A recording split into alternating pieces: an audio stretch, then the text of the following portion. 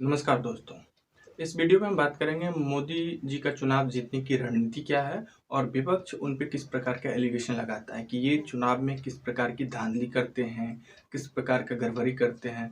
कुल मिला के इसको 4 बिंदुओं के माध्यम से, 4 पॉइंट के माध्यम से हम जानने का प्रयास करेंगे कि आखिर मोदी जी के चुनाव जीतने के पीछे की लॉजिक या रणनीति क्या होती है, या फिर विपक्ष जो है उन पे किन प्रकार का एलिगेशन लगाते हैं कि मोदी जी इस प्रकार के चुनावी हेरफेर करके चुनाव जीतते हैं। पहला है धार्मिक ध्रुवीकरण। जी हाँ दोस्तों, धार्मिक ध्रुवीकरण का जो एलिगेशन है भारतीय जनता पार्टी पे, मोदी जी पे, ये आज से नहीं बहुत पहले से लगते आ रहा है। ये 2002 में जिस प्रकार से गोधरा का दंगा हुआ गुजरात में, उस समय से जो बीजेपी पे और मोदी जी पे एक एलिगेशन लगा धार्मिक ध्रुवीकरण का, बाइपोलराइजेशन का, वो आज तक उनके ऊपर एक धब्बा के रूप में चिपका हुआ है। जिस प्रकार से गुजरात में हिंदू और मुस्लिम जिन किन्हीं का भी नरसंहार हुआ, उसकी हमेशा बुरी बुरी आलोचना की ही जा सकती है।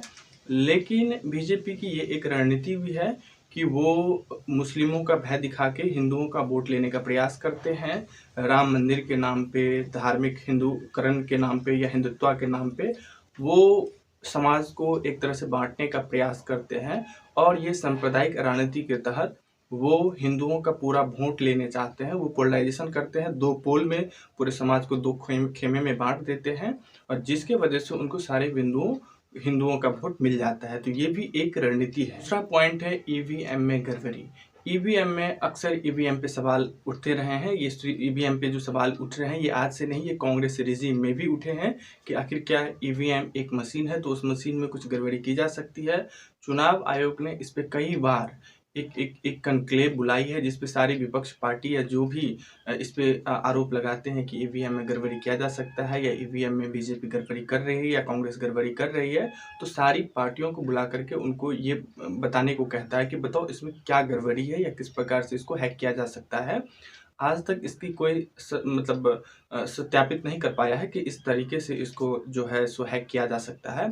लेकिन फिर भी ये जो आरोप लगे हैं ईवीएम पे कि ईवीएम के माध्यम से भी चुनाव जीता जा सकता है या ईवीएम को हैक किया जा सकता है, इसको सिरे से खारिज नहीं किया जा सकता है।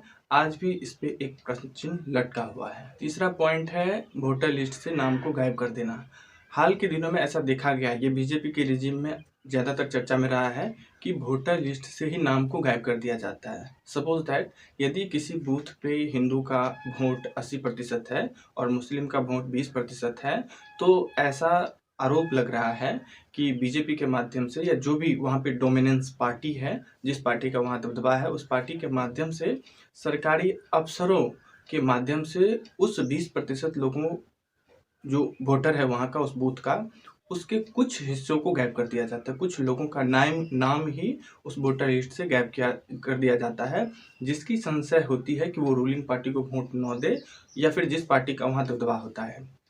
तो इस तरह का आरोप प्रत्यारोप भी ये एक जगह नहीं लगा है, ये बिहार, बंगाल, उत्तर प्रदेश या फिर जिन किन्हीं राज्यों में अभी हाल फिलहाल गुजरात में हुआ है, तो हर जगह इस तरह का एलिगेशन लगा है कि ये भी आज के डेट में किया जा रहा है कि वोटर लिस्ट से नाम ही अपने विपक्षी या अपने प्रतिद्वंदी पार्टी के जो वोटर हैं उनका नाम ही गायब कर देना।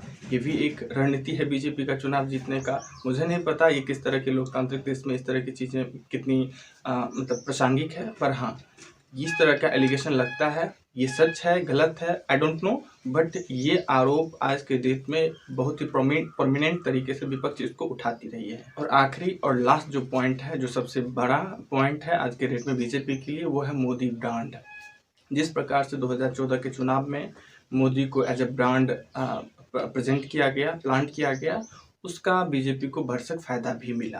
क्योंकि मोदी जी को जिस प्रकार से गुजरात मॉडल के एक नायक के रूप में भारतीय राजनीति में पेश किया गया कि गुजरात जिस प्रकार से डेवलप किया है, पूरे भारत को उस प्रकार से ही डेवलप किया जाएगा, ये बीजेपी को 14 से लेकर अभी तक, चाहे वो लोकसभा का चुनाव हो या फिर स्टेट असेंबली इलेक्शन हो, उन सब में आज के डेट में फ़ायदा पहुंचा रहा है।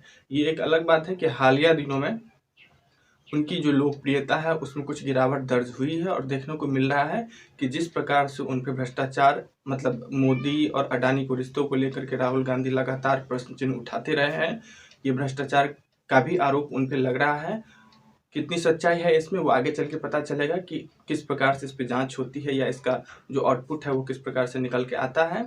तो हाँ, भ्रष्टाचार का भी आरोप लगते रहा है। दूसरी बात, हाल के दिनों में उन पे जिस प्रकार से शैक्षणिक योग्यता को लेकर के प्रश्न उठा है कि क्या वो ग्रेजुएट हैं, और यदि हैं तो क्यों नहीं वो अपना सर्टिफिकेट पब्लिक डोमेन में डालते हैं। जिस प्रकार से केजरीवाल ने कहा कि इस सदी के या भारत के सबसे कम पढ़े लिखे प्रधानमंत्री नरेंद्र मोदी है, और उस आरोप में केजरीवाल पे 25,000 का जुर्माना गुजरात हाई कोर्ट ने लगाई है। तो ये भी एक प्रश्न निश्चित तौर पे उभर के सामने आती है कि उनकी शैक्षणिक योग्यता क्या है, क्योंकि केजरीवाल का ये भी आरोप है कि उनकी जो नीतियां हैं वो नीतियां इस देश को कहीं न कहीं बर्बाद कर रही है, खंडहर में धकेल रही है। जिस वजह से उन्होंने प्रश्न उठाया कि प्रधानमंत्री सबसे कम पढ़े लिखे हैं, और उनके जो ब्यूरोक्रेसी है वो जिस प्रकार की नीतियों को उनके सामने प्रेजेंट करते हैं, बिना सोचे समझे उसको वो इम्प्लीमेंट कर देते हैं। कुल मिला के सारे जो कंक्लूजन है उसको सम अप करें तो धार्मिक ध्रुवीकरण, ईवीएम में गड़बड़ी का आरोप, वोटर लिस्ट से नाम कटवाने का जो एलिगेशन है वो, और एक बड़ा मोदी ब्रांड जिसको भारतीय राजनीतिक में 2014 में प्लांट किया गया और वो आज तक जारी ही है। हाँ, ये एक अलग बात है कि उसमें थोड़ी सी गिरावट दर्ज हुई है, लेकिन आज भी मोदी ब्रांड बना हुआ है। आज बस इतना ही। अच्छा लगा हो तो प्लीज़ लाइक करें, शेयर करें, सब्सक्राइब करें। थैंक